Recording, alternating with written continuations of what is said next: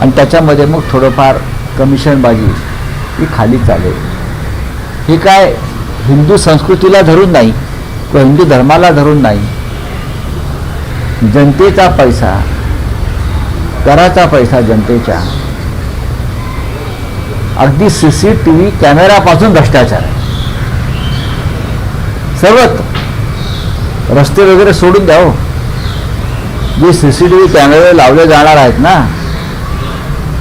त्याच्यातला भ्रष्टाचार किती मोठा आहे, 350 कोटी रुपयाचा. हे तुम्हाला मी लवकरच तुमच्यासमोर मी देणार आहे. या हिंदू धर्माच्या नावानं सुद्धा आपण पैसे खात आहे, राम मंदिरापासून ते काळाराम मंदिरापर्यंत आणि कुंभमेळ्यापर्यंत. लाज वाटली पाहिजे तुम्हाला, बरोबर लाज वाटली पाहिजे. आणि असे चंपत्र आहे ते फक्त अयोध्येमध्ये नसून जिथे जिथे भारतीय जनता पक्षाचे राज्य आहे त्या प्रत्येक राज्यामध्ये असे चंपत्र आहेत.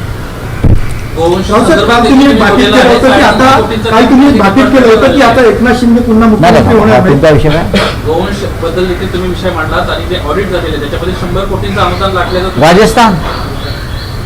राजस्थानमध्ये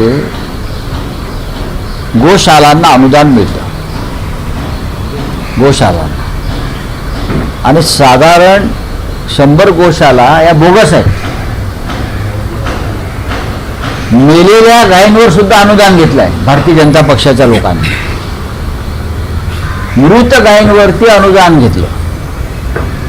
हे कुठे चाललंय तर भारतीय जनता पक्षाचं राज्य असलेल्या राजस्थानमध्ये गोशाळा, जिथे तुम्ही एके बाजूला तुम्ही गोवंश हत्याबंदीचे कायदे आणता, त्याच्यासाठी तुम्ही झुंडबळी घेता, लिंचिंग करता आणि तुम्ही मृत गायींच्या टाळूवरचं लोणी खाता, मृत गोमातेच्या टाळूवरचं लोणी खाता. 100 कोटीच्या वर मृत गायींवरती घेतलेलं अनुदान हा गंभीर विषय आहे. काय करतायत नरेंद्र मोदी, हिंदुत्ववादी किंवा सरसंघचालक मोहनराव भागवतजी, दत्ता होसबोलेजी, हां काय करतायत? काय हिंदुत्वाच्या नावानं जी लूट चालू आहे गोशाला, आणि या सगळ्या गोशालांची नावं जी आहेत ही श्रीराम आणि श्रीकृष्णाच्या नावानं आहेत. ठाकूरजी गोशाला, श्रीराम गोशाला, श्रीकृष्ण गोशाला, यादी आहे माझ्याकडे.